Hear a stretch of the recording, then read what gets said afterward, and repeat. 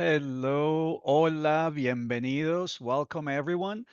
My name is David Tamayo, and I'm co founder and president of Hispanic American Freethinkers, which is one of the 7 organizations making this event possible. We thank all the co sponsors who are the Free Thought Society, American Humanists Association, Black Non Believers, Secular Coalition for America, the Center for Inquiry, and Freedom from Religion Foundation. You will hear from organizational representatives at the end of this formal program. For a little pre event housekeeping, I'm pleased to introduce co host Memo Benumea. Memo is an integral part of the International Secular Day of the Dead, Dia de los Muertos Secular event, and has served as chair of the Free Thought Society's Diversity Outreach Committee for over 5 years. Memo, thank you for everything you do. Mm. Hola, and welcome to the 2025 bilingual event. My name is Guillermo Benumea, but everyone calls me Memo. You may have noticed the translation and closed captioning instruction slides in our pre-event slideshow. It was purposely left on the screen for a longer time than the opening slides, and it appeared 2 times. I will now provide a step-by-step guide to all Spanish translations to appear in the closed captioning of your Zoom box. I'm going to switch to Spanish for that. So after I provide the translation directions for our Spanish viewers on how to use the automatic translation captions, I'm going to switch back to English. A continuación, daré las instrucciones de traducción para las personas que deseen activar los subtítulos automáticos al español. Al lado de la opción de mostrar subtítulos CC hay una flechita apuntando hacia arriba. Den clic en esa flechita. En la sección Traducir a del menú, hagan clic a Español. Hay otros 12 idiomas disponibles si desean algo diferente al español. Una vez que hayan elegido un idioma, los subtítulos se generarán y traducirán a ese idioma para ustedes. Les daremos unos minutos para ubicar los botones y las instrucciones que acabo de darles aparecerán en la pantalla. Si tienen problemas, por favor soliciten ayuda en el chat. Okay, English. Now I'm switching back to English, hoping that everyone who speaks Spanish can use the closed caption option. At this time, we want to point out that by joining this event, you are automatically given your permission to be recorded. We also ask that all participants are respectful, practice common sense courtesies, and abide by the non-discrimination and non-harassment policies found at the Free Thought Society website. All participants, except for the presenters, are muted to ensure the best audio quality for everyone. For the best viewing of this event, we recommend that you use the Speaker View Zoom option. Now, it is my pleasure to introduce co-host Margaret Downey. She is also the lead event planner and producer of this program. Thank you, Memo. Welcome, everyone, to the 2025 International Dia de los Muertos Secular, also known as the Secular Day of the Dead. We hope you enjoy your time with us. I'm the founder and president of the Free Thought Society, and I'm proud to provide a little history about this beautiful secular cultural experience. The Secular Day of the Dead concept was first developed in 2013. Since its founding, the Free Thought Society has sponsored both in-person and online celebrations. The secularization of this wonderful celebration of life is intended to give the fast-growing community of Hispanic non-theists a way to continue traditional rituals without religion. We want to give non-theists a day to honor loved ones, remember the heritage of our ancestors, and appreciate every day of our one and only life. I'm very pleased to be co-hosting this event with my friends and longtime colleagues, David Tamayo and Memo Benumea. Today's event will be filled with loving reflections of life and work of many free thought, secular, humanist heroes, family members, and even our beloved pets. While this event is being conducted in the midday hours on the Pacific Coast, it is early afternoon on the East Coast. Please note that some content of this program are PG-13 rated due to strong language use. We seek to allow guests their freedom of expression. Audience members will be given an opportunity to participate in the honoring ceremony. So if you would like to speak during that time, please place your name in the chat to reserve a 3 to 5 minute spot. Actor, director, and producer John Huertas has traditionally opened the event with his heartfelt endorsement and inspirational words that always resonate with the Hispanic non-theist community. You may recognize him as the character Miguel Rivas on NBC's critically acclaimed award-winning series, This Is Us. Or you may recognize him as the tough yet affable Detective Javier Esposito on ABC's hit dramedy Castle. John is very proud of his performance as Sergeant Tony Poke Espera in the HBO miniseries Generation Kill. Being a veteran himself, John says that his Generation Kill character was the most meaningful role of his career. Currently, John has several TV, podcasts, and film projects in various stages of development, including a new show entitled The Rookie Feds, which is a spin-off of The Rookie. John premiered The Rookie in 2019 and it was an instant hit. Please note that this is the PG-13 rated portion of the program. And now we present the welcome message from our friend, John Huertas. Thank you. Thank you very much. Today we are celebrating Secular Day of the Dead, Dia de los Muertos Secular. Now I know what you're thinking. Secular Day of the Dead? Sounds like an oxymoron, right? Like religious atheist or vegan barbecue. But that's what makes it perfect, because this isn't about belief. It's about belonging. You see, I'm an atheist, but I try to live like Jesus did every day. And I'm not talking about the version that's been filtered through politics, but the original dude. Sandals, humility, feeding the hungry, hanging with people society rejected, and dropping knowledge that still hits. The irony is that most Christians don't follow that Jesus. They follow that dude Paul, a guy who never even met Jesus. That's like calling yourself a mechanic because you once topped off the windshield wiper fluid. That dude Paul turned compassion into control, love into law, and he built a religion that forgot who its founder actually was. We don't believe in gods here, but yet we honor something human. The connection between life, death, and memory. We don't need religion for reverence or prayer for gratitude or heaven to believe that love outlives the body. And what drives me crazy is that Latino and Black folk, they are some of the most religious people on earth.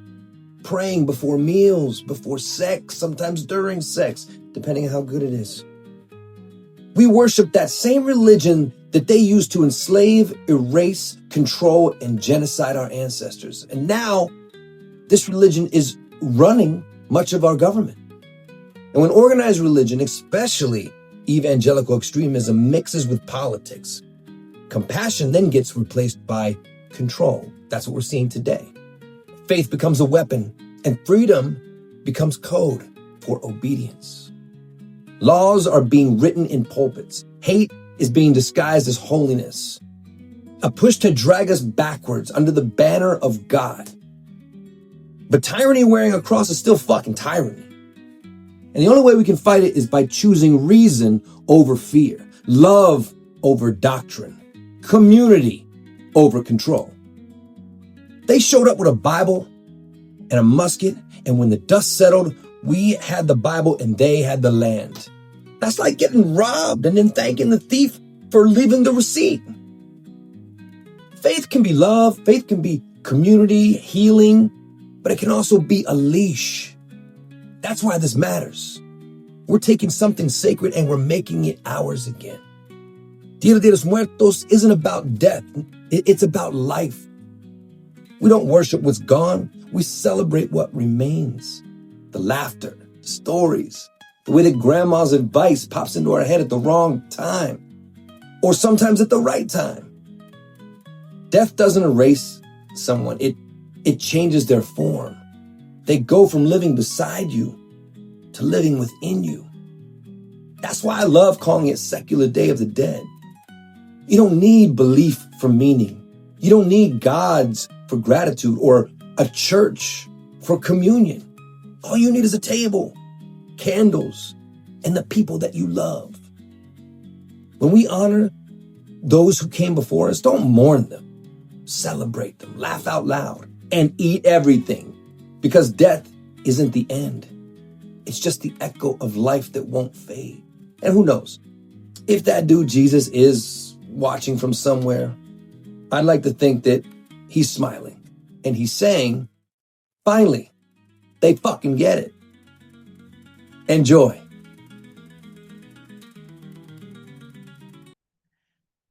Thank you, John. I have seen John's message every year just get better and better and better. So I truly say it from the heart. That was a wonderful message. All right, so you met David Tamayo earlier, but now he has a special role in this program, that of an interviewer. We are very proud to present David speaking with Dr. Hector Avalos. Hector, or as pronounced in English accent, Hector, was a deeply influential scholar, author, and cultural figure whose life journey took him from child evangelist to outspoken atheist and professor of religious studies at Iowa State University. He was the first Hispanic to receive both his master's degree and PhD from Harvard University in his area of study. Hector died in 2021, and we are so pleased that David and he had a chance to make a video filled with compelling insights. When Hector found out that he had weeks, perhaps only days to live, I decided to visit him in person at his home in Ames, Iowa. Despite feeling weak and preoccupied with personal concerns about his family and legacy, he warmly welcomed me and encouraged a visit. No one, not, ex, except Memo, but not even I, has have seen this conversation until now. I couldn't do it before. So here's a short version of my much longer conversation that I had with my very dear friend Hector Avalos.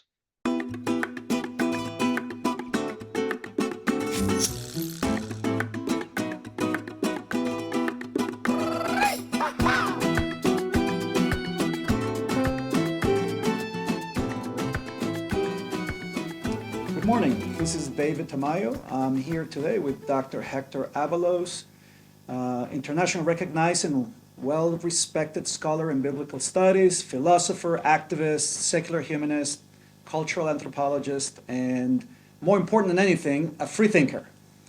So for me, it's an honor to interview my friend Hector, and furthermore, for me, it's probably one of the most significant talks and interviews that I've ever conducted, and so I'm really honored to be here talking to you. Thank you for having us in your house. I'd like to start by just getting a little bit of a background for those people that have lived under a rock and don't know who you are. One of the things that I admired the most about you is your education. I mean, you have a very, very strong education, and the effect of it, of course, is the number of books you've published and the quality of those books. Anyone can publish a book nowadays, but the quality of those books, etc. So you for undergraduate, you went to Arizona? I went to community college, Uh-huh. and also the University of Arizona. And then I spent another year there in graduate school. And then for master's degree, you went where? Well, it was at the University of Arizona. Okay. But I also went to Harvard Divinity School, got my master's degree there, and then a PhD from Harvard. So I have 2 degrees from Harvard. From Harvard. Yeah. Excellent. Well, I'm sure that opened a door or two. Yeah. But then you came over here to Iowa, Mm-hmm. and it seems like Iowa has treated you well. Yes, it did. So you came into my radar around 2005, maybe. Okay. There was this thing that in the 80s, a lot of schools, religion was trying to introduce intelligent design, Right.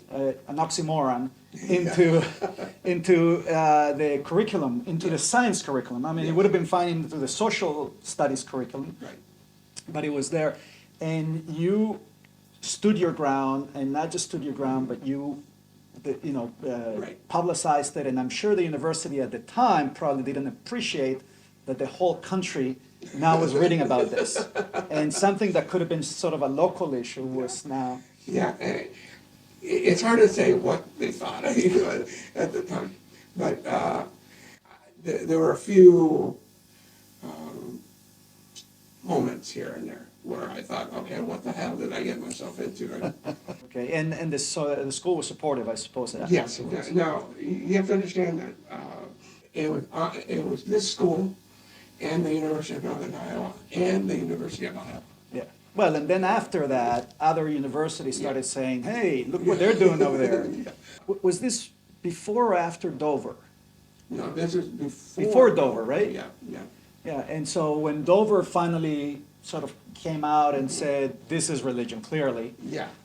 By a Republican elected, appointed judge, because, otherwise it would have been, Yeah. oh, that's the left. That sort of validated everything you had done. Yes, exactly. Must be good to be sitting the right side of history. Yeah, right. Yeah, they're still trying to do it. They never give up. Yeah, they never give up.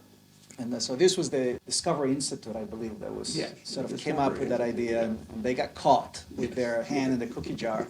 And then in your latest book, it's the reality of religious violence from biblical to modern times, right? Yes.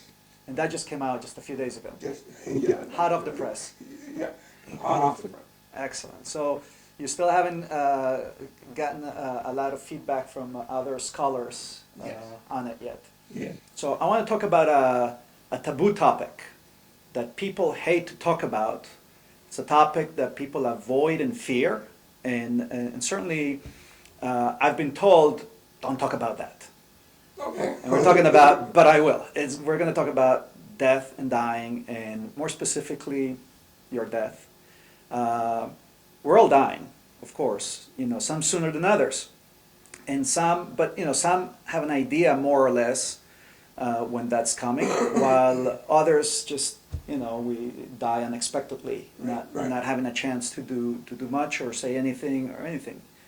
Now, I understand that you've been diagnosed with cancer. Yes. What's your prognosis? Right now, it's not good. I mean, I have refused all treatment. So, Why have you refused treatment? well, number one, I find it too painful. Second of all, because the treatment itself is problematic. You know, if they're drilling a hole in your head, and then that'll take a while to heal before they do the next thing. That's not what I want. If you were to do treatment, are there any promises or No. your chances are still? No, it's still the same. So I don't mind talking about my death. How long did it take you to decide not to do the treatment? Well, it was like the treatments that I got in '95 and '97 that, you know, I said after that. So it's not like you haven't experienced it. You have experienced this I have before. experienced it. I mean, I assume that your bride has given you all her support on your decision, yes. Yeah. which goes a long way. There she is. So are you in pain right now? No. So no pain. So that's good. What I do get is tired. Very, very tired. Without treatment, what do doctors say? That how long do you have? I don't know. It's not going to be a decade. No, it's not going to be a decade. No, because I remember I have bladder cancer. And I have polyangiitis, what we used to call Wagner's granulomatosis. So what are your main concerns right now relating to this diagnosis and to this disease? I have no main concerns. It is what it is. It is what it is, and now you stop working? Yes, I actually have stopped working for the most part. I mean, unless something hits me in such a way that makes me write, 11 more books. You're a sucker for punishment, I see.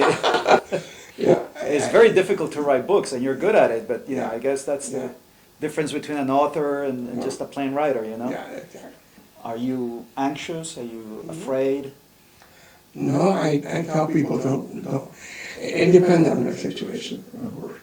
If they have children, if they have loved ones.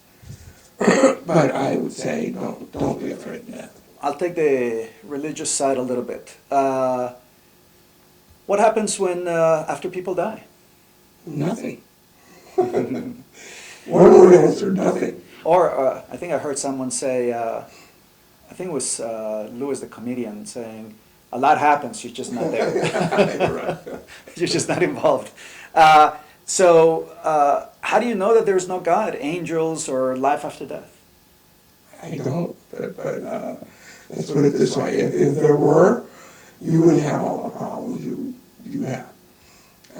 So it doesn't bother me because for every proposition you can throw at me, I can throw you an opposite. At least one. Yeah, at least one. Let me ask you some more questions then. Death with dignity is referred to as doctor-assisted suicide and euthanasia. Okay.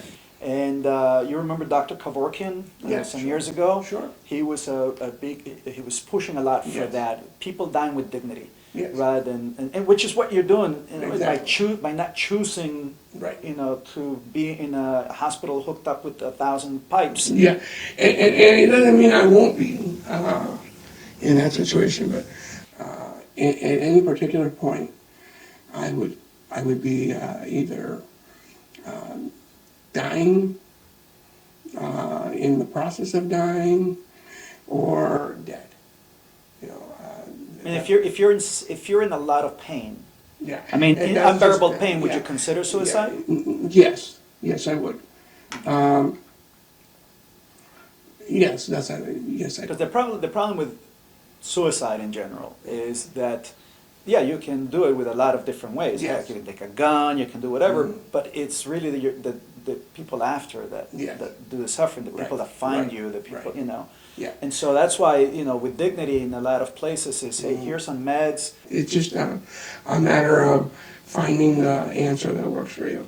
Now, I do have a living will that I've given to my doctors. Good. So they should have the answers to that. Does it include resuscitate and all of that? No resuscitation. Okay.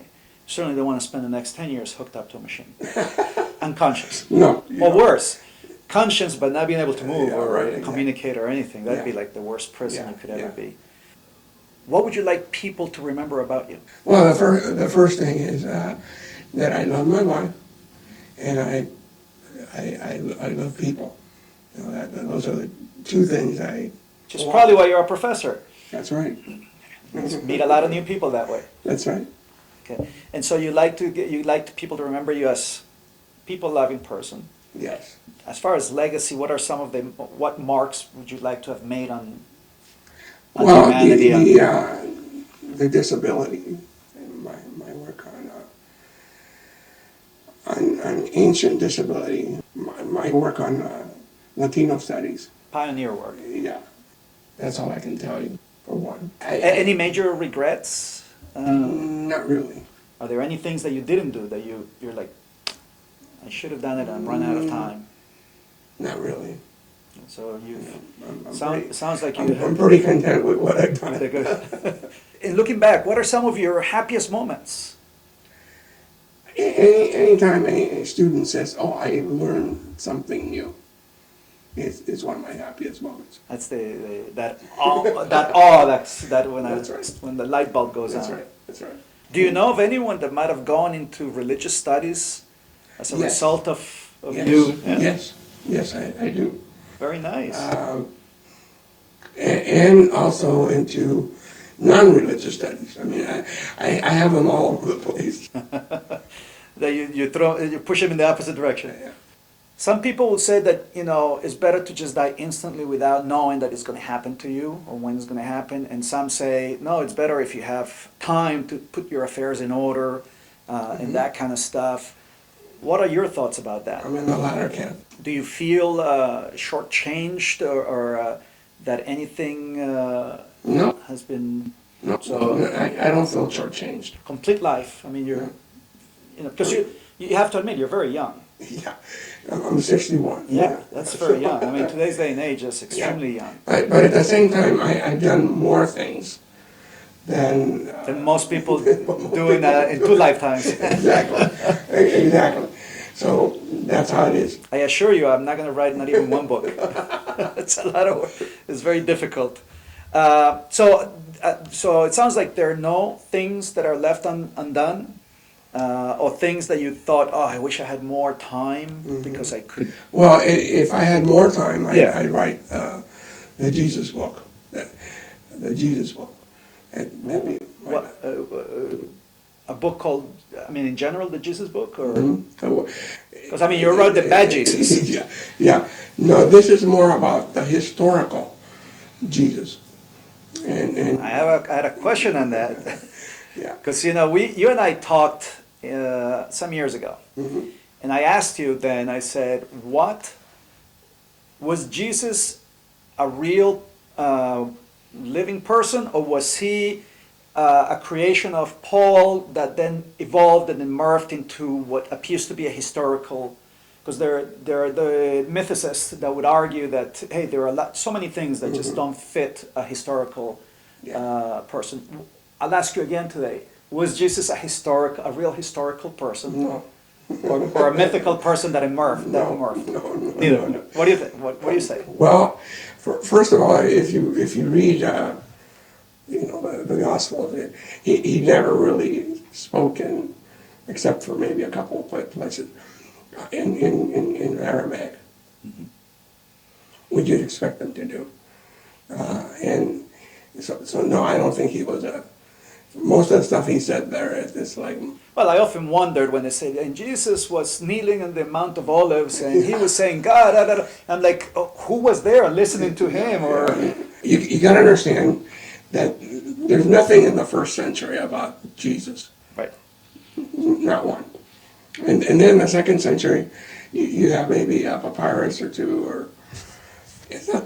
So for the record, Yeah. you're saying that Jesus was not a historical person. No. There may be some slight. There may be traces of a composite from different people that became sort of. But then you have over 30 gospel. So you agree, say, with Richard Carrier Yes. on that. On that part, I would write a book on that. So what advice would you give young Hispanics, a 10-year-old, a 15-year-old Hispanic today? In your formative years, I tell you to explore everything, everything you can. Wow. I have to tell you that I'm impressed, extremely impressed with how at peace you are with this and how rational and, do emotions take over at some point? Not yet. They haven't yet. Yeah. I get.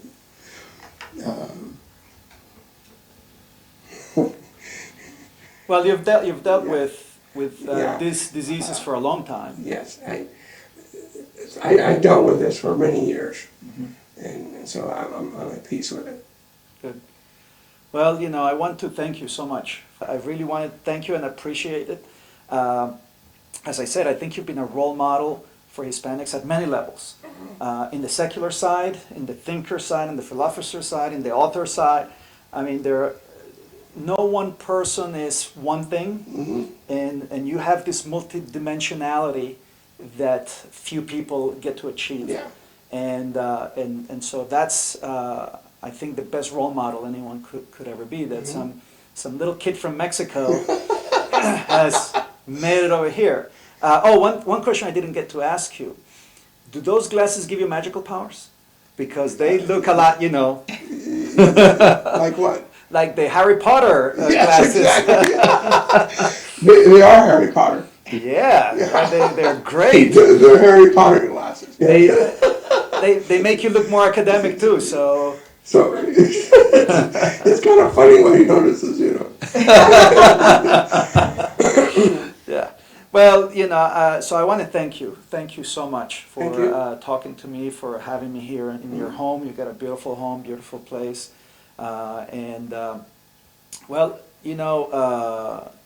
Religious people say, "Oh, miracles happen."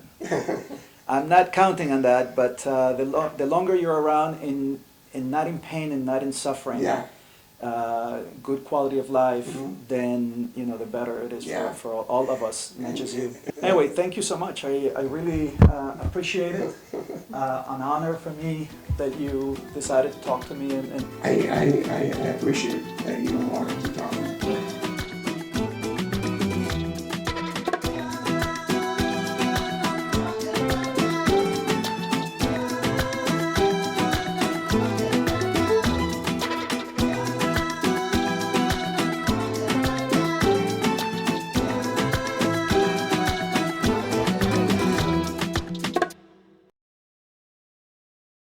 So, David, thank you so much for the wonderful and insightful message you and Hector created. Memo did an amazing job fixing the sound and editing the original video. Thank you very much, Memo.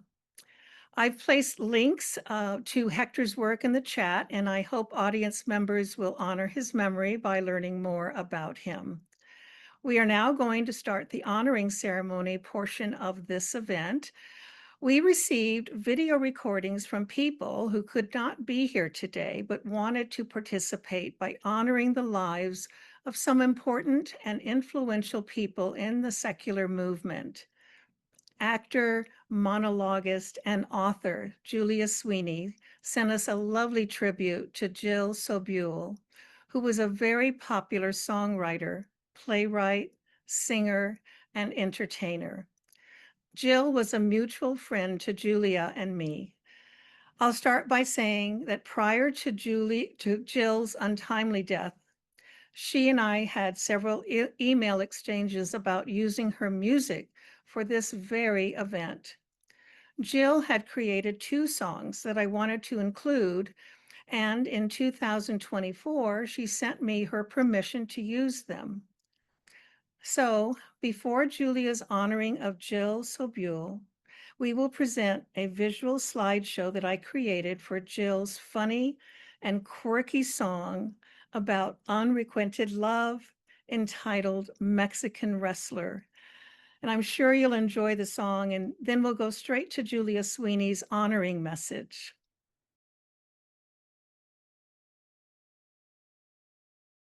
Sometimes I wish that I was an angel, a fallen angel who visits your dreams, and in those dreams I'd blow you a message that says you really want me.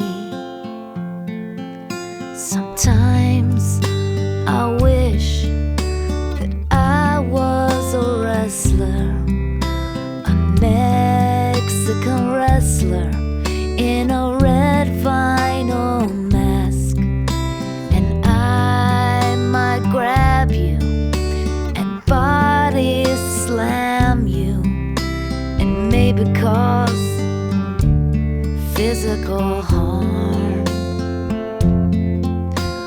When we would land, I might take pity on you. I can crack all your ribs, but I can't break your heart. You will never love me, and this I can't forgive, that you will never love me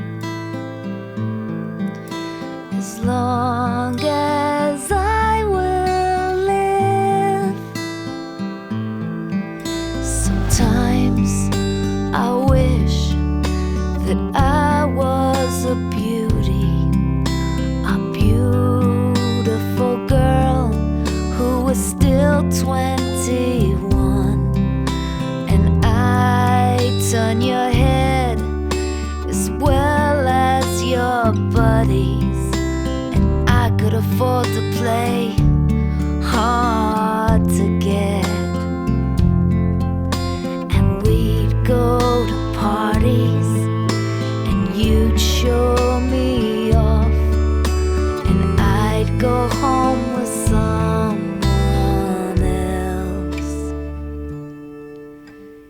You will never love me, and this I can't forgive, and it will always bug me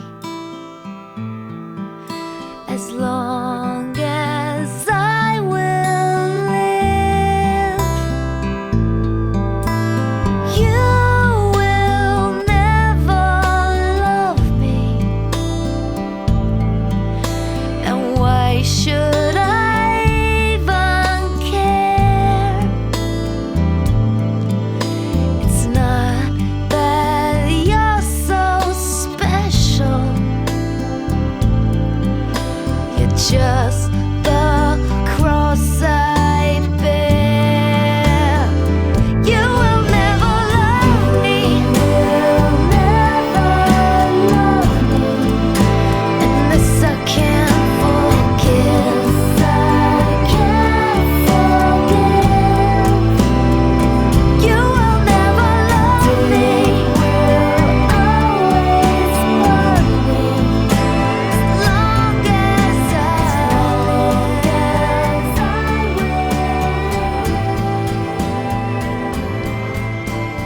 You will never love me. Hey, it's Julia, and I just wanted to take a few minutes and talk about my dear friend Jill Sobule, who passed away, and how I'm thinking about it and her. And anyway, Jill and I were very dear friends. I met her, I don't know when I met her. I think it was the early 2000s. And between 2005 and 2015, we did between 5 and 40 shows together a year called The Jill and Julia Show. I did stories in between her songs, sort of related to her songs. She stayed with me in Chicago many times. She met my husband before I met him.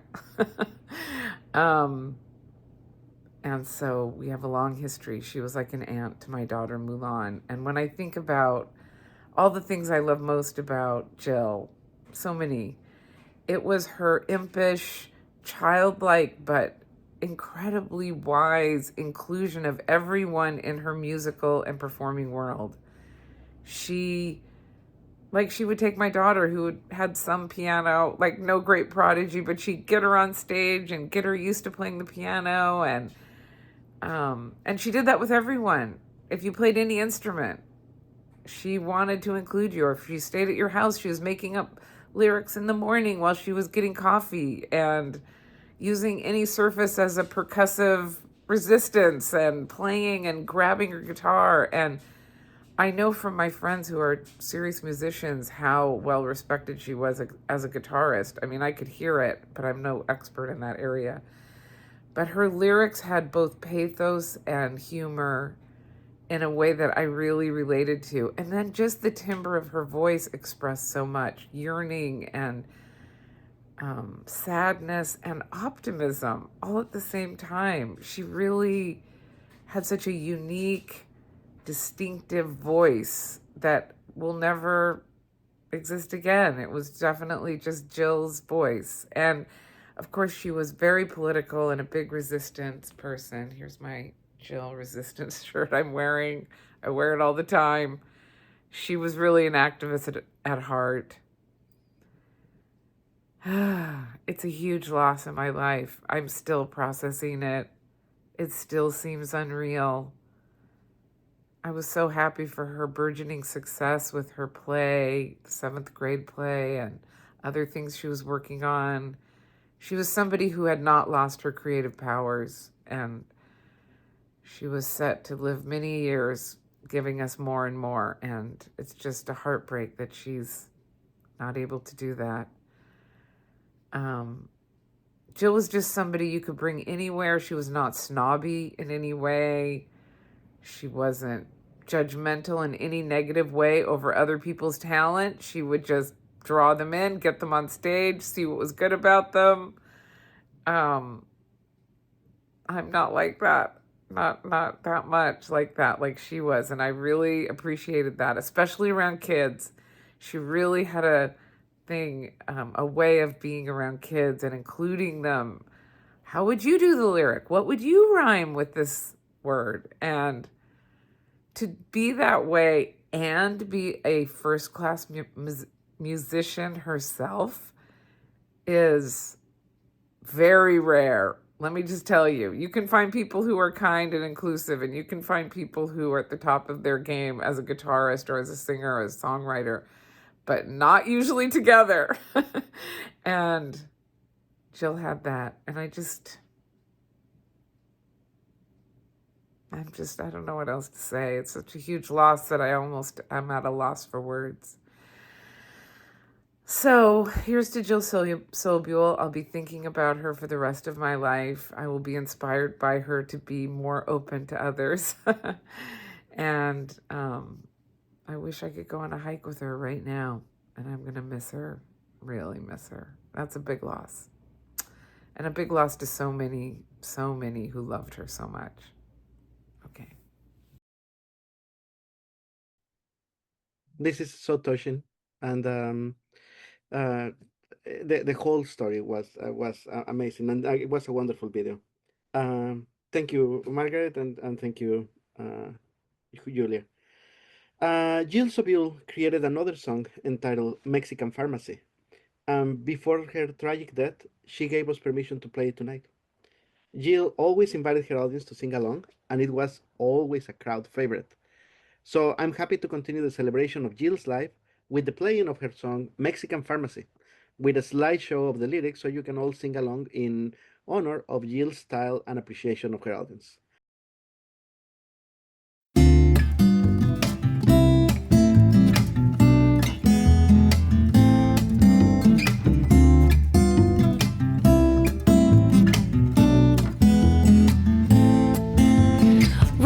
Across the border, you can almost hear the trumpets playing. Maybe it's the workers who are building up the wall. So take my hand and come with me, past the guards and tower. No one will ask for your ID La la la la, la la la, la la la at the Mexican pharmacy. La la la la at the Mexican pharmacy. A girl is selling chiclets, yellow, pink, and green. We buy some and her brother leads us to the pharmacy. Past all of the blankets, cheap silver and leather, the pocketbook made from an armadillo. It's nothing you need, just take us please to the Mexican pharmacy.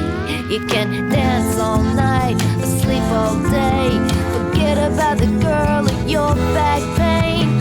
Rise to the occasion of fade to black. When the bottle's empty, you can always go back.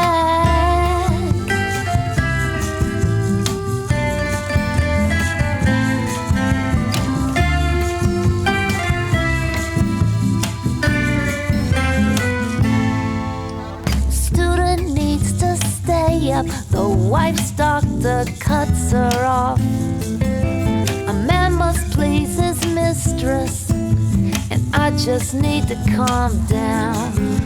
Tequila is swell, the Corona is cheap, nothing compares to the pharmacy. A ranchera's playing from an old Jeep, and this is so much like love. La la la la, la la la at the Mexican pharmacy. La la la la at the Mexican pharmacy. La la la la, la la la at the Mexican pharmacy. La la la la at the Mexican pharmacy.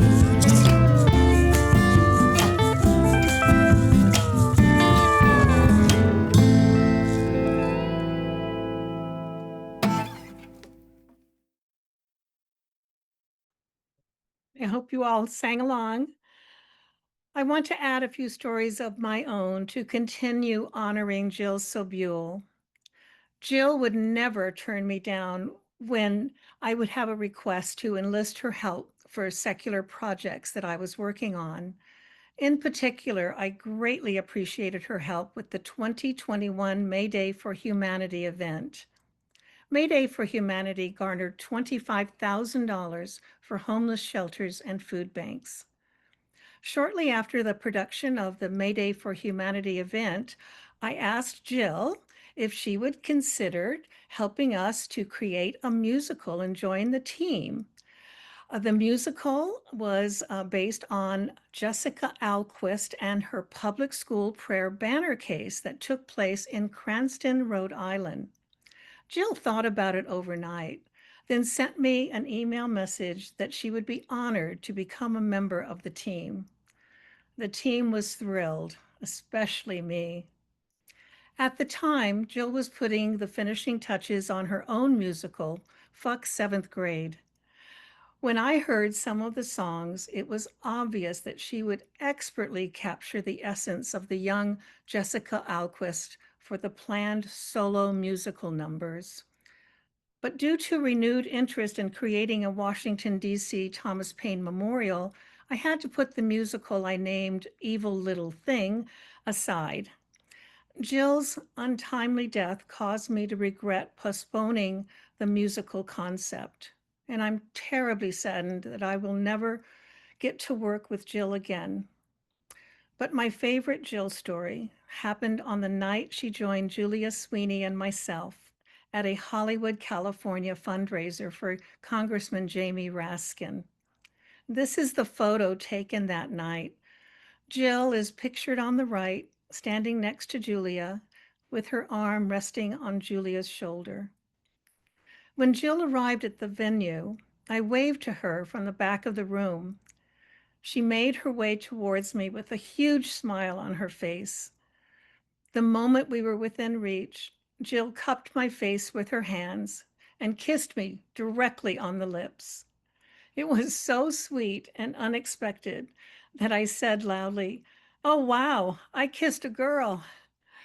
We all laughed and hugged. And I knew that not many straight girls could claim that they were kissed by the person who wrote the song, I Kissed a Girl.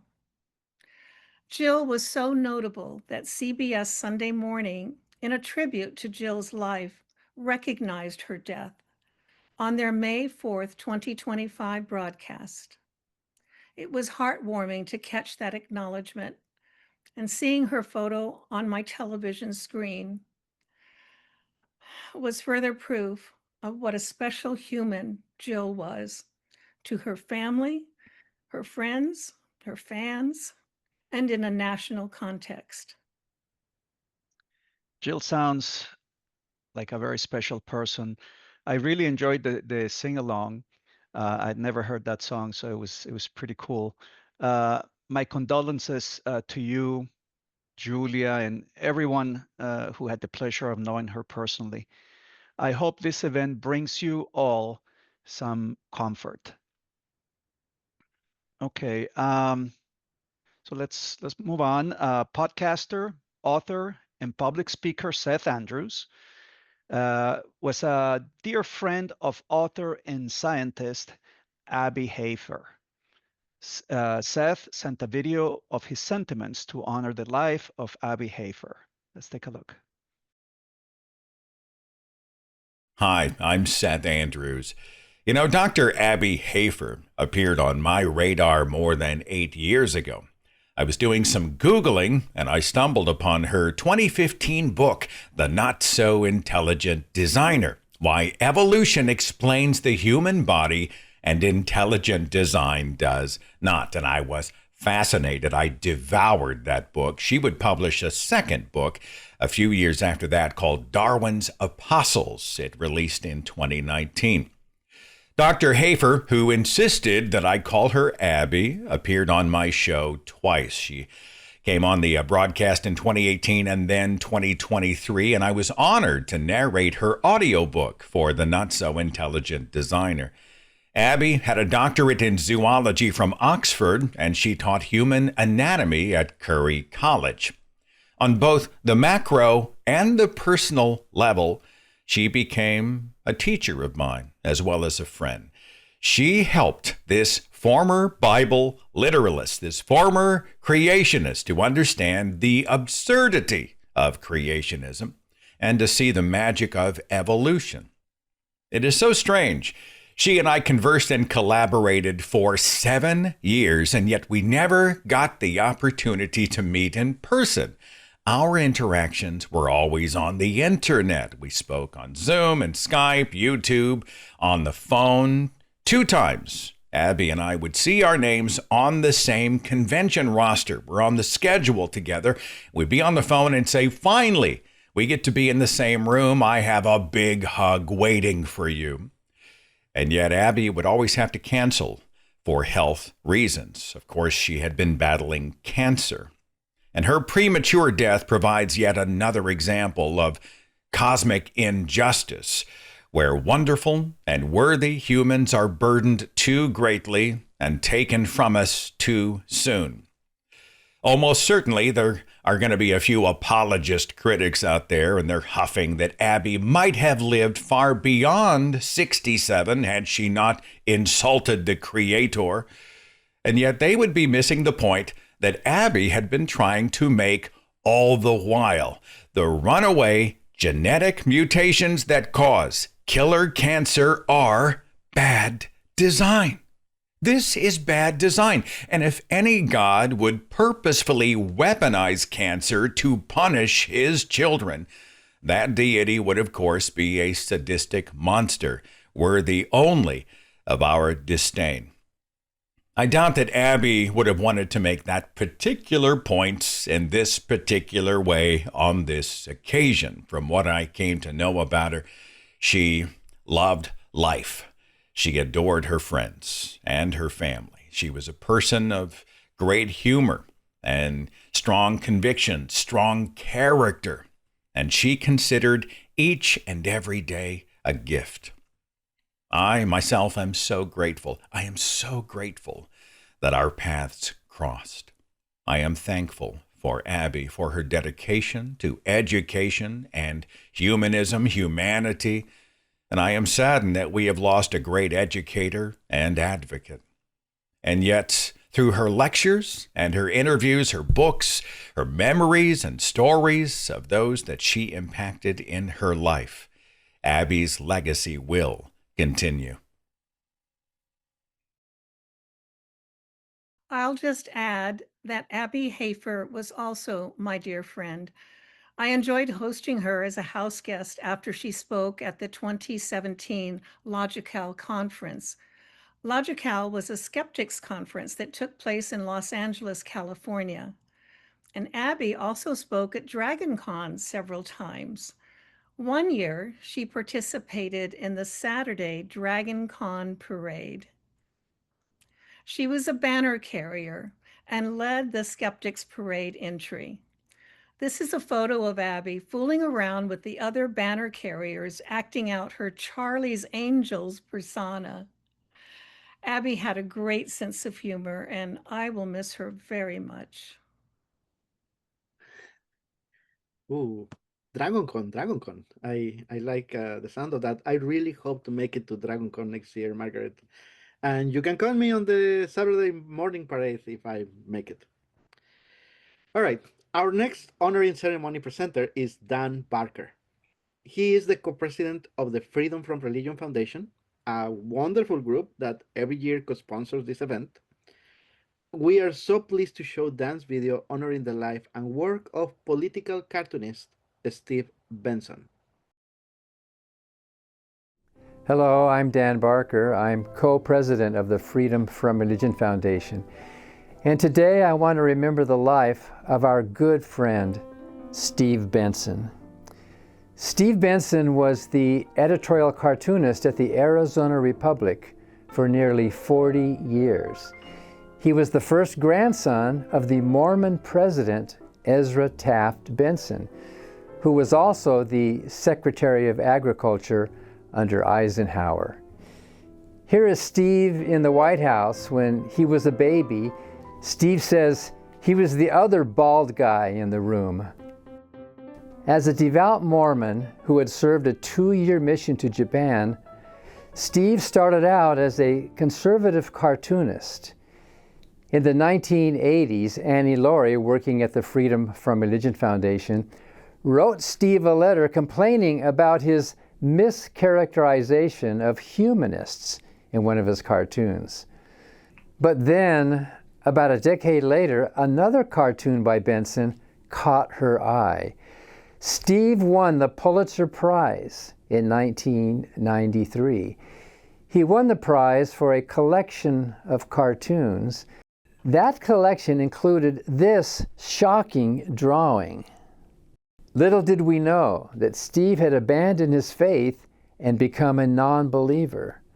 And before everyone's eyes, a conservative editorial cartoonist evolved into an irreverent liberal cartoonist.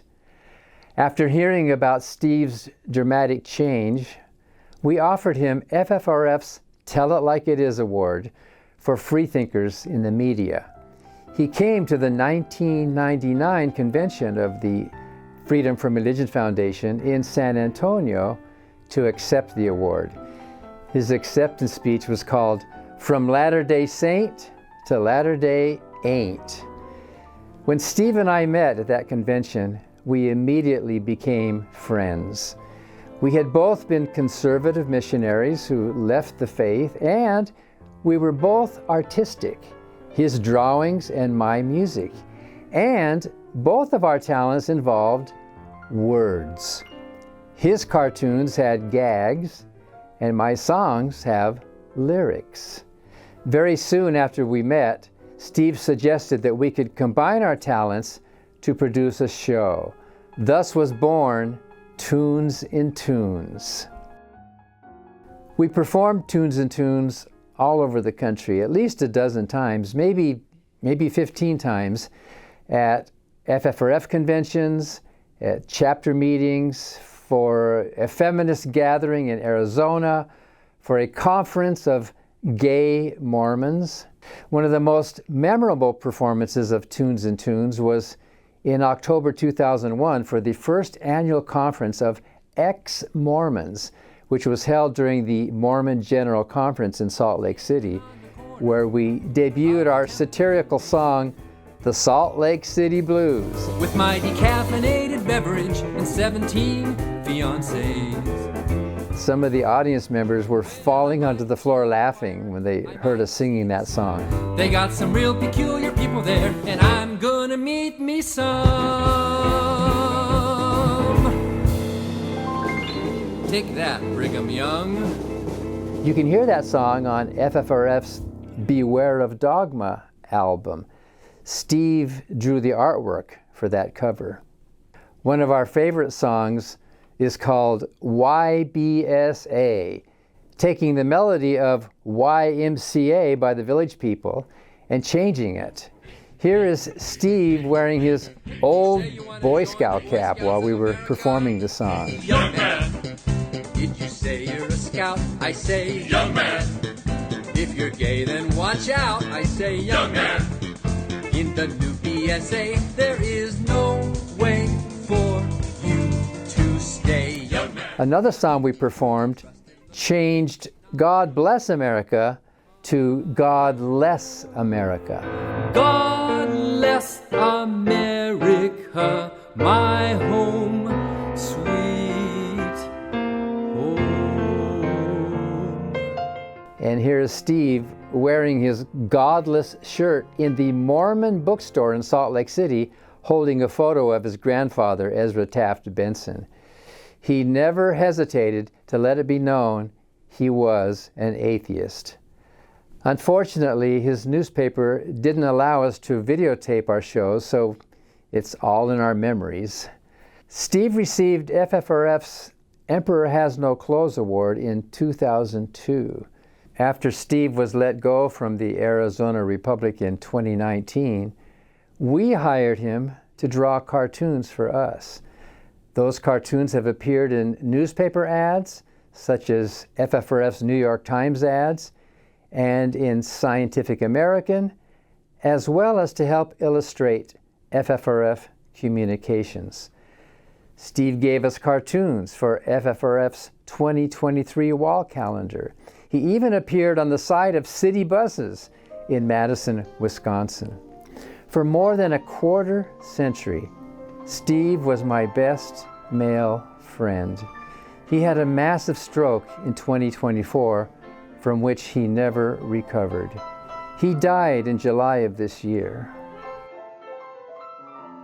Steve will be greatly missed by all of us for his talent, his constant sense of goofy humor, his boundless creativity, his insights on social and political issues, his opposition to superstition, his commitment to reason and equality, his generous support for FFRF and other free thought humanist organizations, and his genuine friendship. But no one misses him more than his wife, Claire.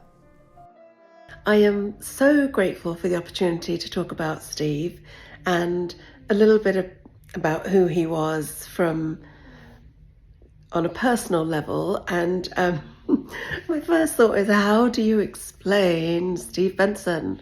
And I thought, you know, what would be one thing that I would say about him that to me would encompass him? Well, I couldn't come up with just one, but the first thing that I would say about him is that he had the most tender heart, the biggest heart, and he loved so fiercely and was so kind, was gentle and sweet, and there was an innocence about him that I don't know came across a lot in public. Certainly if you disagreed with him and he was coming after you on social media or on a forum. but that really is, to me, the first thing I'd say about him.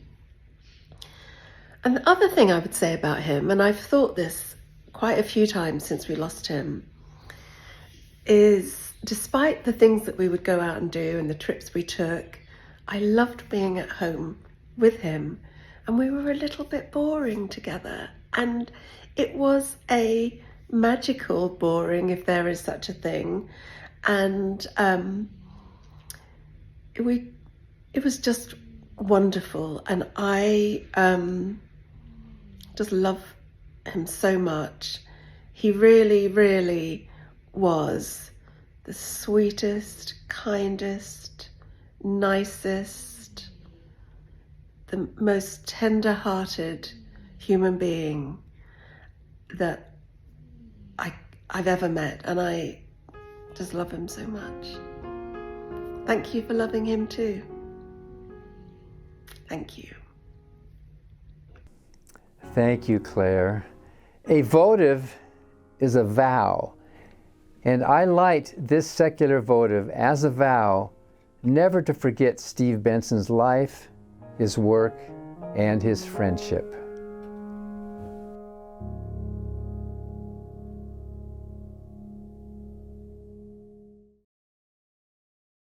I've been a board member of Freedom from Religion Foundation for almost 5 years, and I'm very familiar with Steve Benson's cartoons.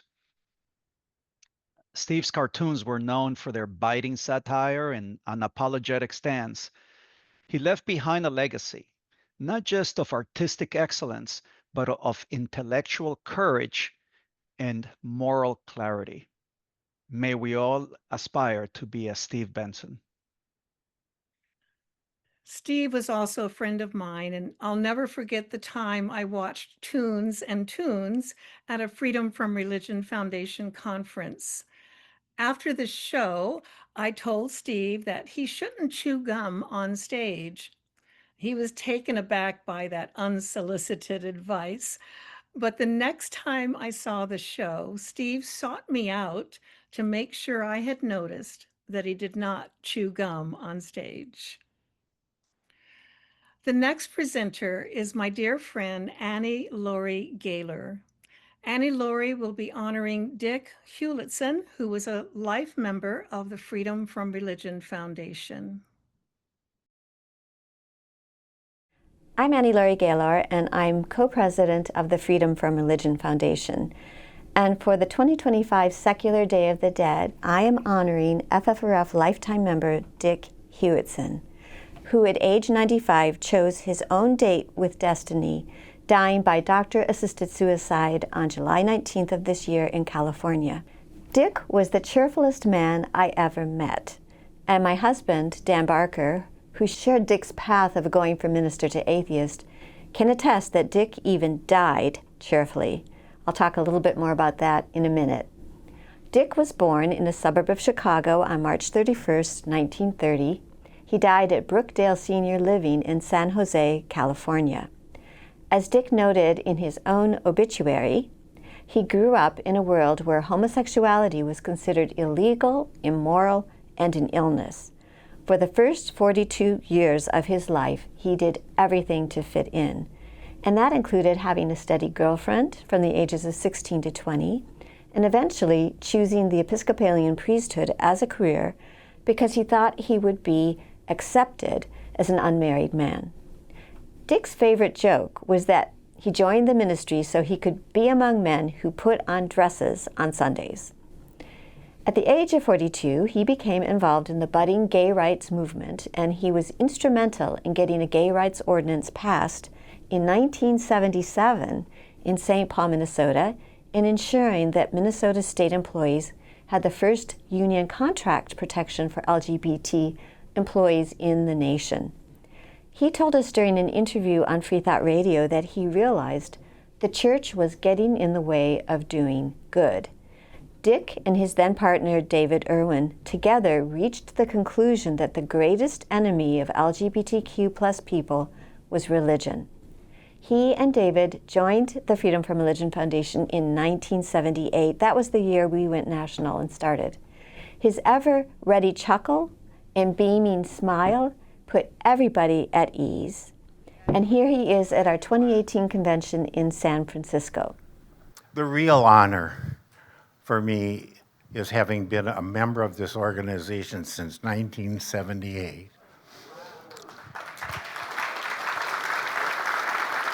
And the conventions have been the highlight of my year. In a speech at a later convention, he reported that he had been favorably impressed at that first Freedom from Religion Foundation convention because he and David arrived as a gay couple, and it didn't matter. There were no waves, no nothing, no judgmentalism. We were welcome. When I heard him say that, I thought it was such a sorry commentary on society that they had been afraid of their reception. But of course, he had nothing to fear from a group of irreverent blasphemers and heretics. He helped David establish Quatrefoil Library in 1986, one of the largest LGBTQ+ libraries in the country, and the de facto LGBTQ+ center for the Twin Cities. At the age of 80, he met the love of his life, John Vu, a Vietnamese refugee. Dick is also survived by cherished friends, including those he met through FFRF's San Francisco chapter. Dick generously suggested donations in his memory to Freedom from Religion Foundation and Quatrefoil Library. Dick had blamed his chronic doubts about religion upon himself and said he had prayed, but he liked to quote my mother, FFRF principal founder Ann Gaylor, for saying, "Nothing fails like prayer." My mother asked Dan to turn her aphorism into a song, which is now sung at every FFRF convention non-prayer breakfast, and it was that song that Dick asked Dan to sing to him as he was dying. So let's end with just the refrain of "Nothing Fails Like Prayer" in Dick's memory as I light this candle. Nothing fails like prayer. Nothing fails like prayer. Use your mind and you will find that nothing fails like prayer.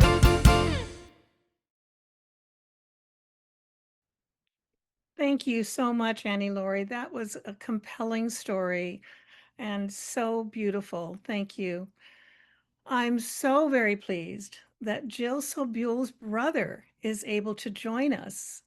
James, thank you for being part of this event. Welcome.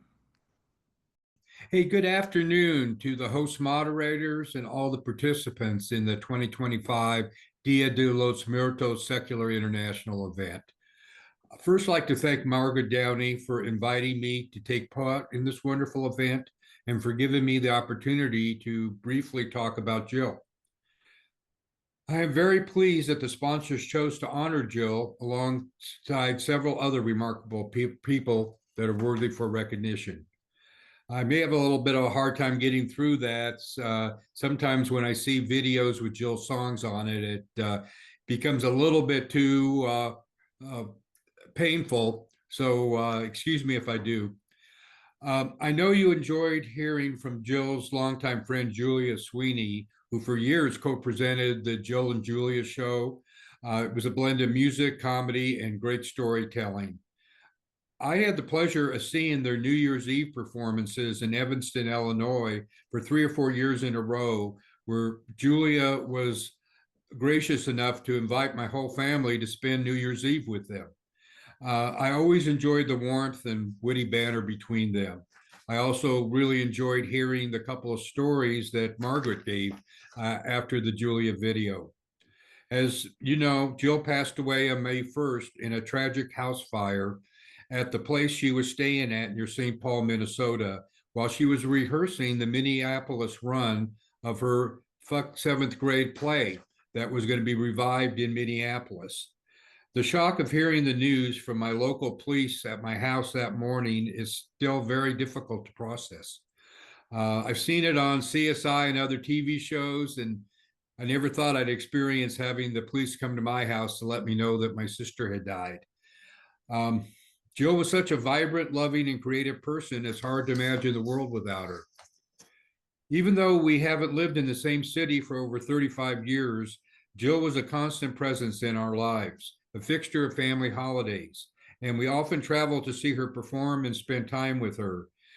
She was an absolute delight to my kids, to whom she was much more than just an aunt. Of course, anyone who knew Jill knew of her passion, love, and very hard fandom she had for her Denver Broncos and Denver Nuggets. I sure miss the texts and calls we would get from her during the games. It's very strange to watch a Bronco or Nugget game and not get a call or text from Jill. Our family, along with Jill's music team, many of who I think are on this Zoom video today, have been working hard to keep her legacy alive through the release of her unreleased recordings, revival of her musicals, and the completion of the last project she was developing.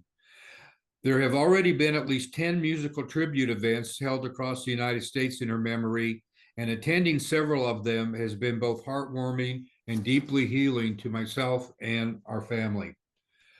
Jill was a deeply spiritual and ethical person, though not religious. She truly could call herself as an atheist, but she certainly shared the values and spirit of the organizations sponsoring today's program. I know she would be honored to be remembered and celebrated here. Thank you to everybody. Thank you so much, James. That was lovely. And you had the guitars in the background. I'm assuming they were Jill's. She had such a great collection. I remember seeing them at her place. So we have come to the interactive part of the honoring ceremony, in which we continue to acknowledge the lives of our deceased loved ones, and all are welcome to participate. But please be aware that the Zoom time slot will automatically cut in after 5 minutes. To me, grief is not an emotion to move away from. Grief is a reality that we must deal with and move forward. We seek not to forget those we love. Rather, we seek to find ways in which we can keep memories alive. Yeah, this happens to be the favorite part of this event for me, right? The whole event is great. The videos, the participations, John Huertas, and everything is great. But this part of it, the honoring ceremony, is where we want to hear from you. We want to hear from your loved ones, and uh, I I think that if something brings this event to our hearts is the ability to confront death face to face and say, no, fuck that. We love life, and uh, the ability to have, or the experience to have shared with our loved ones is what matters. So, in this honoring ceremony, we will pay respect to the lives of our dead loved ones and strive to lead a life that will honor the legacies we will be talking about today. So, uh, hey, please, you're welcome. Who would like to speak first? Adam Valeris wanted to talk about maternal grandmother and second ever deaf friend.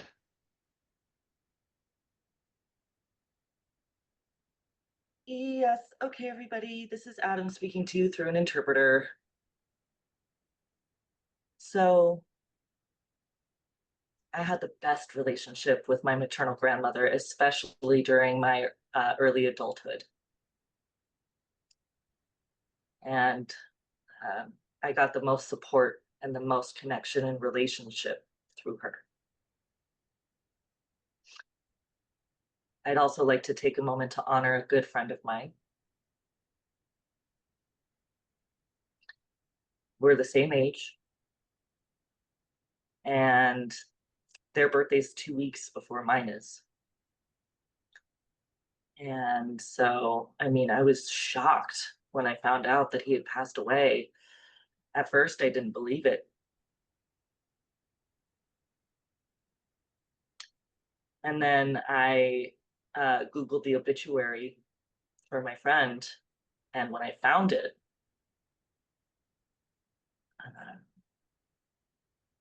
that's when I had to accept it. He actually had passed away.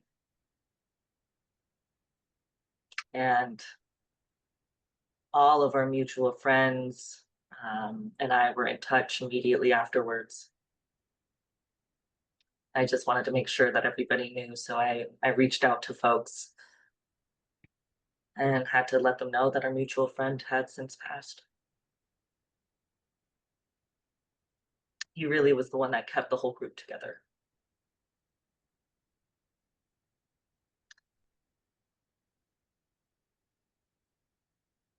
So that's all I'd like to share.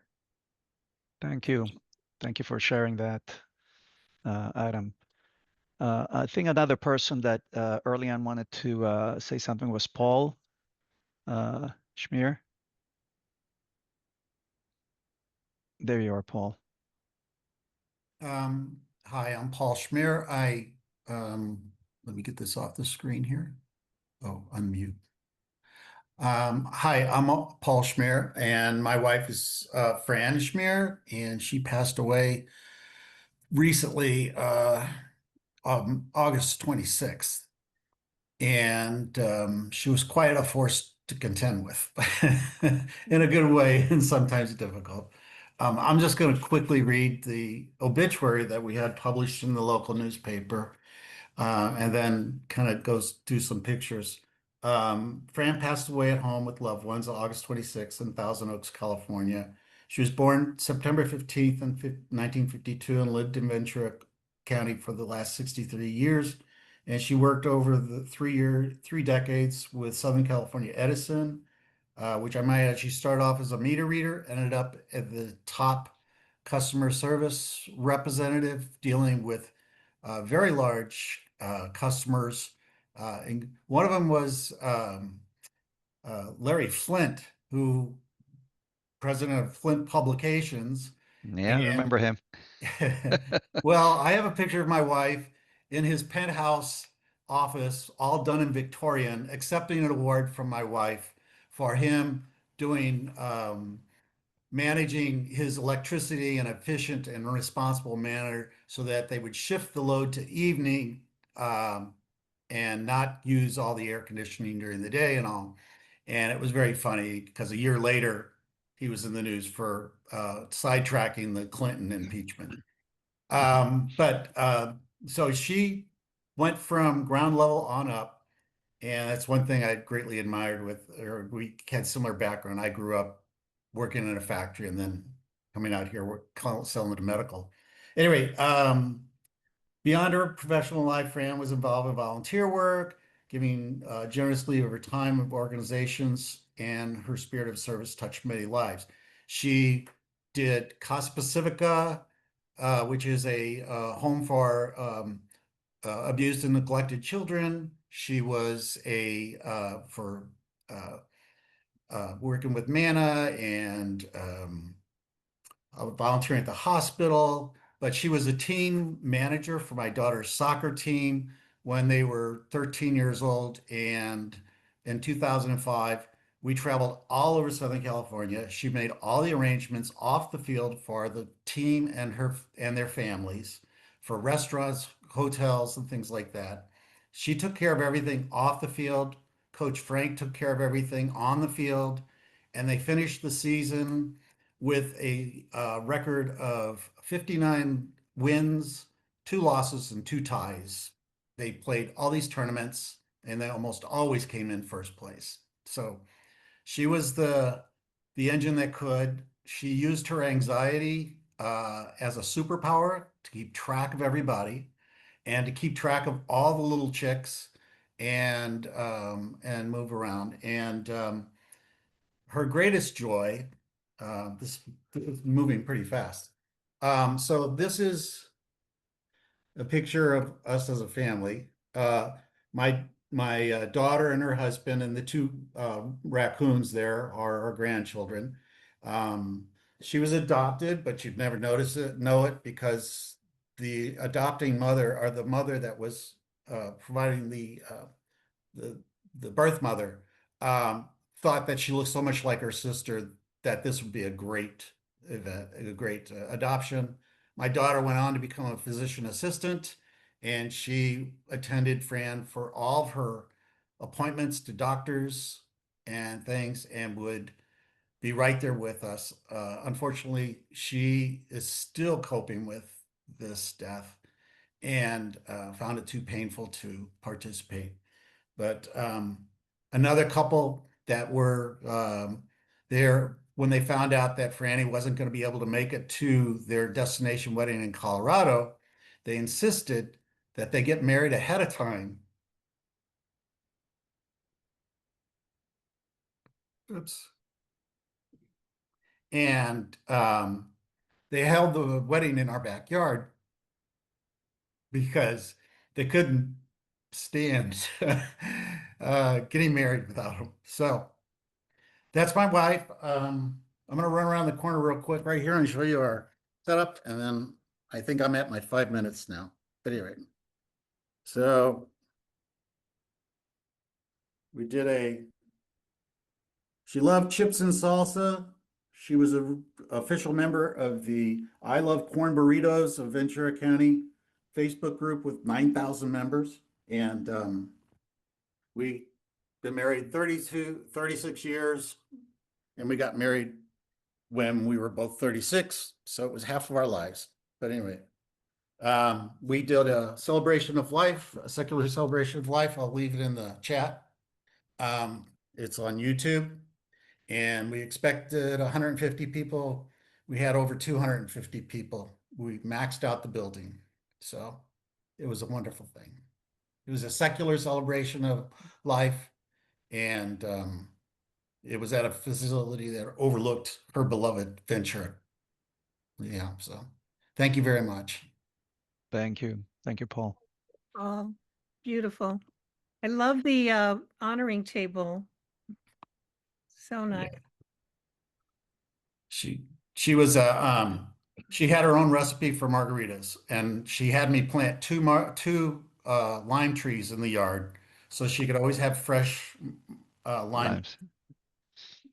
We called them the margarita trees. Wonderful.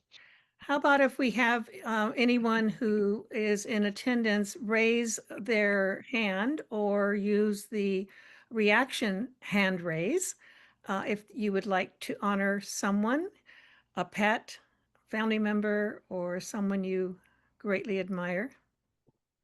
We got one. We got one. Mary Kate O'Neill is raising her hand. So.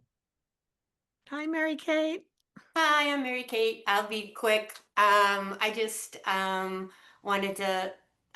Was Jill's best friend. We met.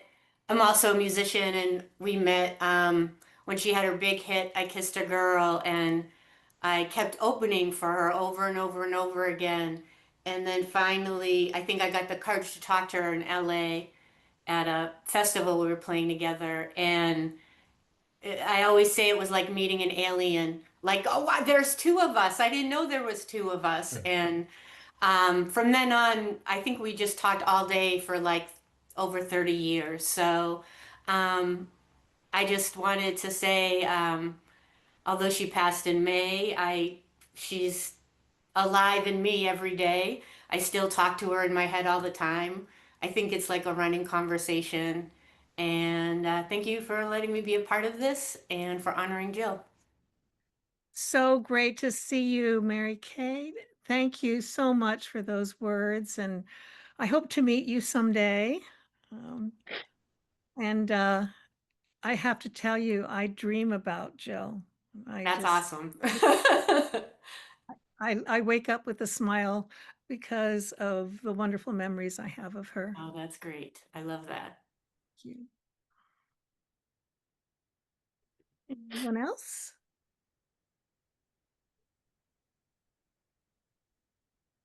I can talk.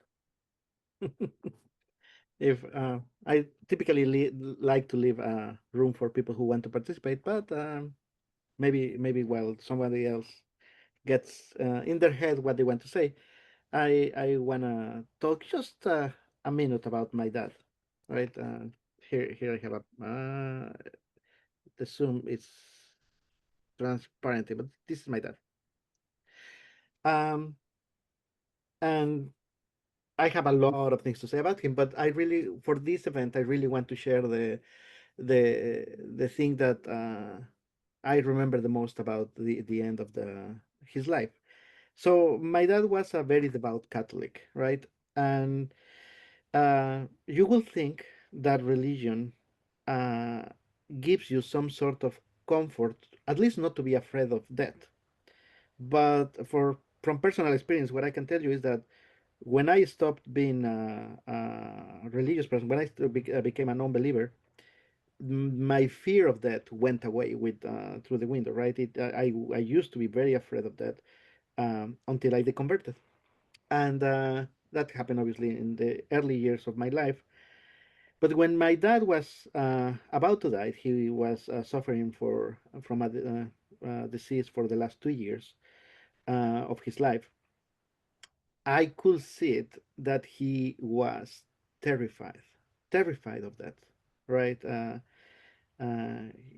he was a very devout Catholic, and again, I was telling you, I don't know how it's possible that this supposed tool is to help you with the deal with those. No, well, I can tell you that that's not the case.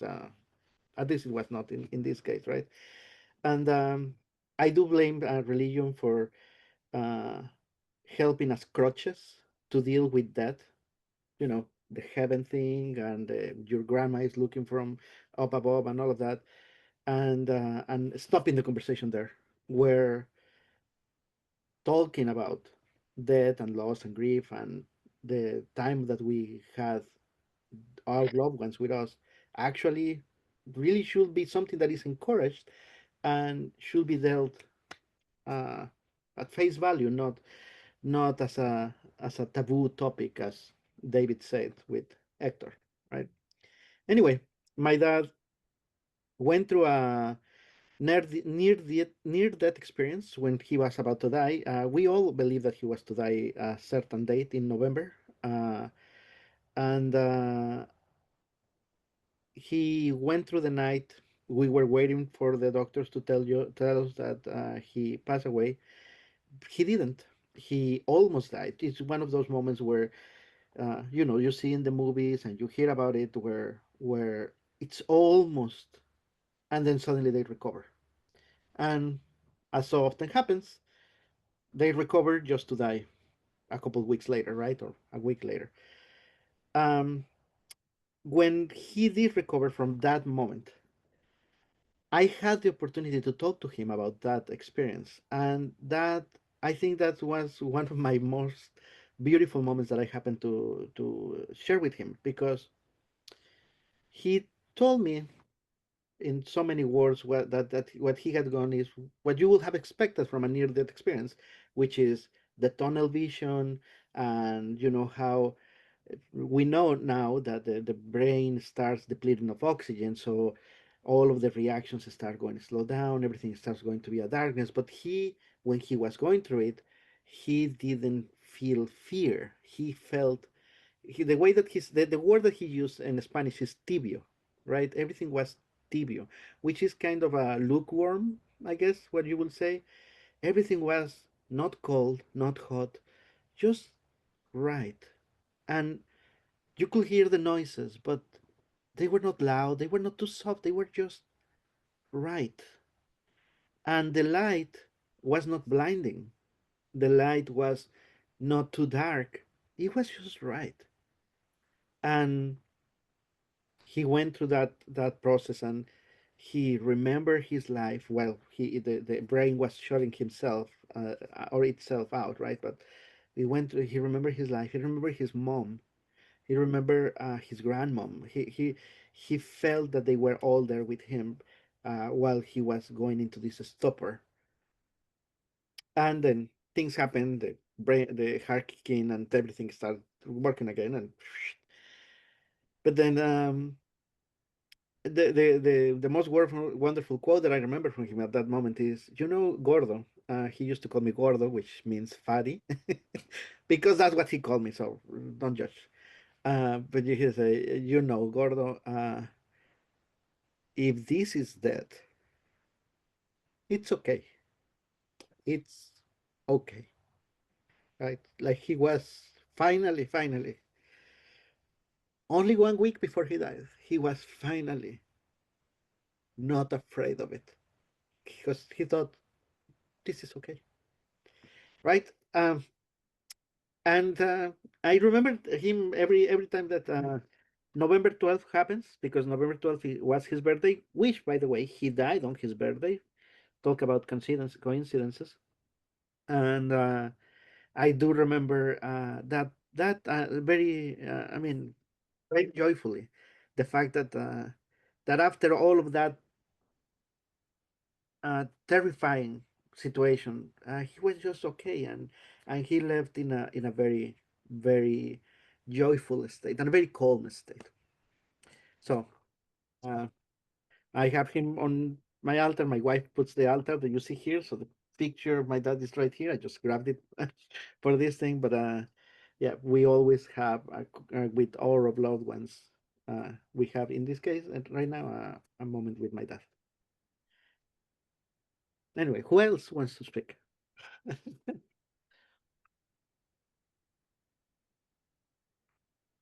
Maybe this should be the last call. What do you Yeah, think, Dave? I think yeah, let's make this the last call for anyone else who has not yet shared but would like to honor someone. So going once, going I'd twice. like Oh, to, and Alicia, you're gonna. yes. I'm very new to all this. Been, I think, agnostic atheist for a little while, but had been having a hard time until recently. I found all these groups like the AHA and Freedom from Religion Foundation and all that that I've been joining to try and get some community. But the main person that I'd like to honor is my best friend Samantha. She died actually my first year of medical school, made it my first semester of medical school, which was really hard. I felt like I never got to fully process all that grief. She had been struggling with opioid addiction, but she actually had been living a pretty good life, and then just how life is, she died suddenly in a car accident. And it's been on November 11th, it'll be 10 years. And I really miss her, still think about her every day. She was a year younger than me, so she was only 24 when 23 or 24 when she died. But I think about her every day. And so I just wanted to honor her memory here. Thank you. Thank you for sharing that. And you know, the Egyptians used to say that when you speak of someone, they live again. So thank you for bringing your friend back to life and sharing her life with us. Okay. Anyone else? All right. Over to you, Memo. All right. Well, it seems that this is the end of our ceremony to honor loved ones. And we thank everyone who participated either online or by sending their videos in advance. The memorials were wonderful and they remind us that our heritage is, and how we are remembered in this world, is our true life after death. And now I will announce the winners of different prizes awarded during this event. Uh, it is my honor to announce the winners for our various event prize categories. So one of the events, the ones that I want to recognize is Paul. He had a wonderful honoring table for his wife. So I would like to say that's one of the best ofrendas, altars, or honoring tables, however you want to call it, for this event, right? Uh, a wonderful makeup and hair dress that I saw that we want to I know Was- recognize. that. Sorry, go ahead. I was gonna say that one that I saw, if it's Lulis, she just Yeah, left. it's Yeah, Lulis. That's what I Lulis. was. Yeah, she sent me a message, and and said that that she was very sorry that she needed to, but she was really uh, into it, and in fact she had left me a message also saying that she's been composing music that is anti-theist music and anti-fascist in her words, and so she, oh, there she is. Yeah, you had her. Excellent, Yeah, excellent. yeah. Yeah. So she's gonna get her prize as well. Okay. That's great. Sorry, you were saying about her No, I was music. gonna say I've known Lulis for decades. She's great and very active in the secular movement also. I've put the link to her page that has these secular songs, anti-theist songs. I I'm want to sorry. Go ahead, ma'am. I'm sorry, I want Margaret. to cast a vote for Jane Lorenza. Yes. Yes, she was fantastic. Yep. All right. So, what category are we gonna give her for prize? I don't know what. Runners up. Best thumbnail. We're gonna give best thumbnail because she has a beautiful illustration over there. I also wanted to. I don't know if this is. I mean, I'm just going out of a limb here, but I really wanted to also maybe give a prize to Adam and the wonderful interpreter that is doing the signs, because wow, it was 1 hour and 45 minutes and she's still signing. So Thank you I'm, really for that. you, Yeah. you're gonna get a prize too. Yeah. Do we have her contact name and email so that I can write to her? Yeah, I guess we'll do Okay. it at Could you put it in the chat, please, and make sure we have that? All right. I'm sure you love the awards. We will be using the email address you provided when you register for the event. And thank you all for participating in the 2025 Día de los Muertos Secular Internacional Celebration of Life. And thank you very much from me for attending. I want to quickly say that the Free Thought Society is one of 7 co-sponsors today. We are a 501c3 educational nonprofit organization that was founded 31 years ago. You can find us on the web at ftsociety.org. We are very grateful for the event's co-sponsors. They are Hispanic American Freethinkers, American Humanist Association, Black Non-Believers, Freedom from Religion Foundation, the Center for Inquiry, the Secular Coalition for America, and supporters of the Free Thought Society who helped finance this event. Now, we hope one of them, or maybe all of them, will offer a philosophical home that you may be seeking. If you are moved to donate to help finance this and future Dia de los Muertos Secular events, I'll put a donation link into the chat. And a big thank you to all for our wonderful speakers and those that participated in the honor and ceremony.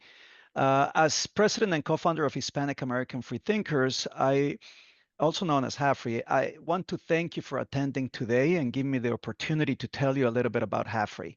So HAFRE is a national 501c3 nonprofit education established 15 years ago to serve the 66 million Hispanics who call the United States home. With so many good secular and skeptical organizations in the US, why, may you ask, is there a need for a Hispanic free thinkers group? And well, simply because religion and superstition are fully integrated into our Hispanic cultures to such an extent that to question religion or superstitions is to question our cultures, our people, our families, and ourselves. HAFRE aims to advance the culture of Latinos in the US through science and reason, through education and curiosity, and through secular humanism, as well as the separation of the real from the imaginary, to promote common good for all, HAFRI works together with all other secular groups as we share many common goals, such as promoting the separation of religion and government, educating people to be critical thinkers, teaching to question all dogmas and supernatural claims, and above all, HAFRI strongly supports absolute freedom of conscience for all people. The Dia de los Muertos Secular event is an example of how we should take a pagan holiday that was appropriated by Christians and return it to what it was, a day to celebrate life and to face death with defiance. And that's why Hispanic American Freethinkers is a proud sponsor of this great event. Now, let's hear from other co-sponsors with their important message about what they offer the secular community. Hi, I'm Fish Stark, Executive Director of the American Humanist Association. We're proud to sponsor the Secular Day of the Dead, and we're especially proud because this year, one of the people we're honoring is Dr. Abby Hafer, who served as a beloved and impactful member of the AHA's Board of Directors for years, including most recently as our board secretary. Abby was on the team that hired me and the executive committee that supported me throughout my first year, and I remember her as a person of uncommon wit, uncommon warmth, uncommon curiosity, and uncommon courage. She was a light to the AHA. She asked thoughtful questions, was deeply supportive, and never missed an opportunity to keep us focused on the things we were for, like science and compassion, over what we're against. Some people say that religion has a more satisfying answer to questions about death than humanism, and I don't really think that's true. After all, we believe that what makes us special is not an immortal soul or an intelligently designed body, but consciousness. Our personalities and deeds, our ideas and hopes, our ability to imagine better lives for ourselves and our fellow humans from the infinite canvas of a free mind. And when I think about Abby, I know that her personality lives on in the people she nurtured and loved, her family, her students, her team at the AHA, and her deeds live on in the things she created, writing books and strengthening organizations that help people. For the builders and the healers, the lovers and the dreamers among us, death isn't the end of us. The important parts of us can be preserved as long as the living take the time to remember and honor the gifts we gave them in our brief and wonderful moment of life. As we reflect on those who have loved and inspired us, I hope we can draw on that inspiration to summon courage in this moment. As an autocratic administration demonizes everyone from immigrants to atheists, spreads fear by eroding civil liberties and attacking science and violently persecuting migrant communities, and threatens to restrict our freedom of speech, thought, religion, and belief, we must remember and draw upon the legacy of humanists long gone, from Thomas Paine to Frederick Douglass to Betty Friedan, who looked tyranny in the eye and said, "Enough." Abby was one of those humanists. A dreamer and a doer, tough and caring. She was the best of us, and we were glad to know her. The AHA will always carry on her legacy by providing the millions who believe in the golden rule but not in God a place to belong, and standing up to tyranny wherever it exists. May this day be full of meaning and happy memories for you all, and may we draw strength from those memories for whatever lies ahead. Thank you.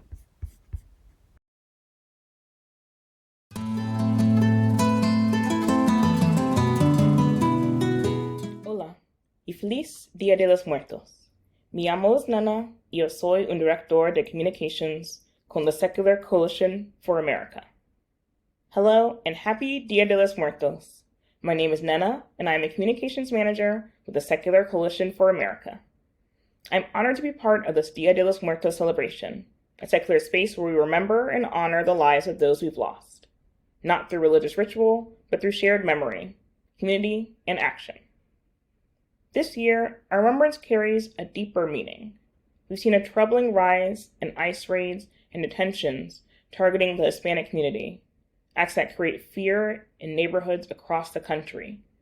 These attacks are unjustly cruel and a complete violation of our country's Constitution and the civil liberties America should stand for. But in the face of these injustices, we've also seen incredible resilience. Communities have mobilized in aid of those affected. Neighbors, politicians, and advocates have called out ICE for unconstitutional acts and warned individuals at risk. As defenders of church-state separation, we know that justice must be rooted in compassion and equality, not religious privilege or political fear-mongering.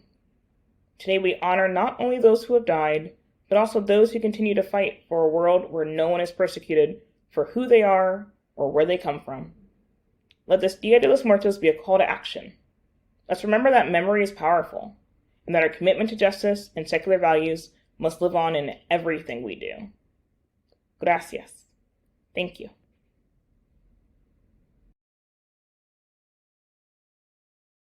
Hello, I'm Annie-Laurie Gaylor. Hola, I'm Dan Barker. Thanks for being with us on this secular Day of the Dead. Dan and I are co-presidents of the Freedom from Religion Foundation, which is a co-sponsor of the Secular Day of the Dead. And the Freedom from Religion Foundation is the nation's largest association of freethinkers, atheists and agnostics. We've been around since 1978, and we work for the separation of state and church, as well as being a free thought association. We have taken over 100 lawsuits to keep religion out of government.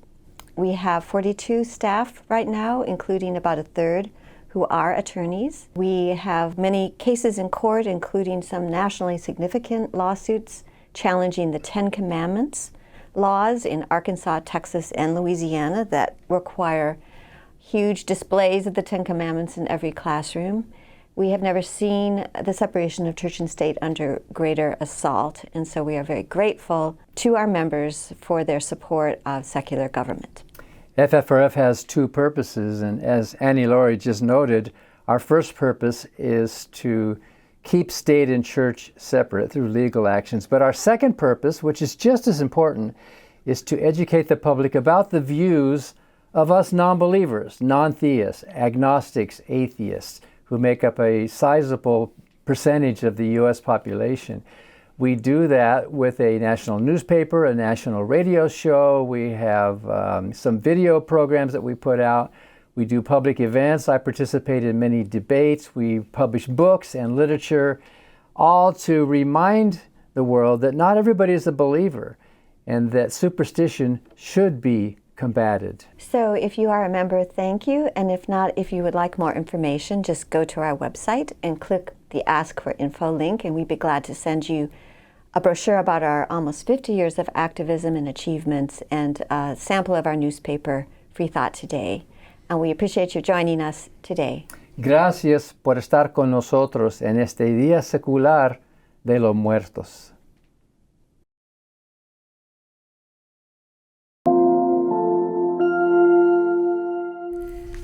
Hello, I'm Eric Shaver, Director of Outreach for the Center for Inquiry. I'd like to start by thanking Margaret Downey for bringing us together for today's Secular Day of the Dead celebration, and I'd like to thank all of you for attending. At CFI, our mission is clear. We defend reason, science, and secular values. We stand up for the separation of church and state, the rights of non-believers everywhere, and we challenge pseudoscience and superstition wherever they take root. Since the founding of our organization in the mid-1970s by visionaries like Paul Kurtz, Carl Sagan, Isaac Asimov, and James the Amazing Randi, CFI has been a home for people who believe that claims should be tested against evidence, not accepted on faith. And that principle guides everything that we do. We expose fraudulent psychics, push back against medical quackery, defend science education in the classroom, and advocate for a society grounded in reason and human progress. And we don't just do this from afar. Through our local branches, our community programs, campus outreach, and events like today's, we bring people together because we know that change comes when ordinary people stand up for Enlightenment values in their own communities. And next year, we'll be bringing those communities together in a big way for the 50th anniversary of the Center for Inquiry. SciCon 2026 will return to Buffalo, New York, where our organization was founded and where our headquarters still resides, for a massive celebration of all that we've accomplished and of the people who will carry this work forward for the next 50 years. We hope everyone attending this event will join us June 11th through 14th, 2026. The Center for Inquiry exists because of people like you, those who believe that science and reason can light the way forward. For 50 years, we have defended those values, but it is your support, your membership, and your voice that make this legacy possible. To learn more, please visit centerforinquiry.org. And if you're not already a member, I invite you to join us.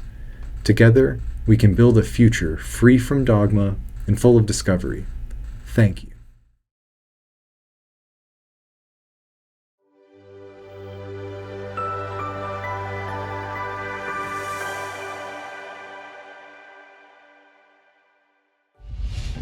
Hi, I'm Mandisa Thomas, founder and president of Black Nonbelievers, and I would like to thank you for attending the 2025 International Día de los Muertos Secular, also known as the 2025 International Secular Day of the Dead. Black Nonbelievers is a 501c3 nonprofit organization. Headquartered in the Atlanta, Georgia area, we connect with other Blacks and allies who are living free of religion and might otherwise be shunned by family members and friends by providing a caring, friendly, and informative community. Instead of accepting dogma, we determine truth and morality through reason and evidence. The mission of Black Nonbelievers is to provide secular fellowship, nurture and support nonbelievers in coming out, also known as open identification, encourage pride in non-religious identities, educate the public on the history and current state of non-belief in Black communities, and organize events for charitable causes. Black Nonbelievers welcomes all, regardless of age, gender identity, sexual identity, national origin, or racial identity. However, our content and our work prioritizes Black non-religious voices. Future plans for BN include establishing a travel scholarship in honor of Mr. Gene Taylor, who passed away in 2022 and we honored in 2023. Gene was a beloved member of Black Nonbelievers, the Freedom for Religion Foundation, the Atlanta Free Thought Society, as well as the local Atlanta area community. It is through our work and through his honor that we ask you to continue to support the work that we do so that we can continue to honor those who have passed and honor their legacy. Please do consider becoming an official member of Black Nonbelievers. Official members receive discounts to our annual events, as well as discounts on our merchandise, which includes free shipping, as well as the opportunity to run for office in our organization. You may also make your tax-deductible donation to Black Nonbelievers. And you can follow us everywhere on social media, on Facebook at Black Nonbelievers, Instagram at B Nonbelievers Inc., Blue Sky at bnonbelieversinc.bsky.social, X at B Nonbelievers, the B and N are capitalized. And please subscribe to our YouTube channel at Black Nonbelievers Inc. Thank you very much once again for attending.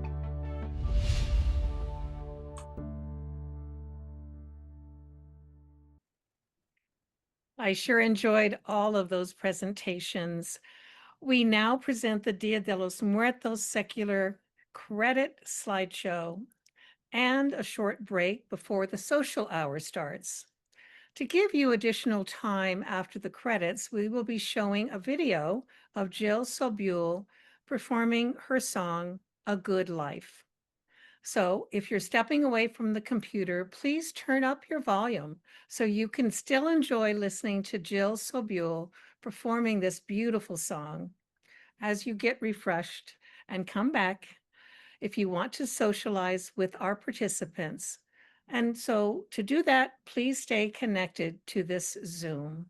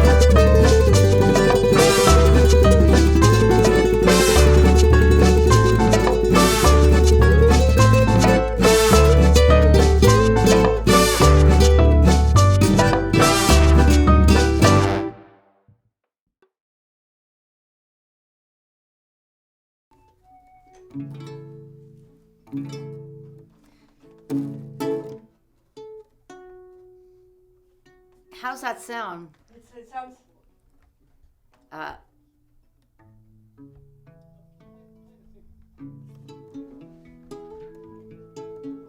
bad. Okay, it's a good life. It was a good life. 2, 3, 4.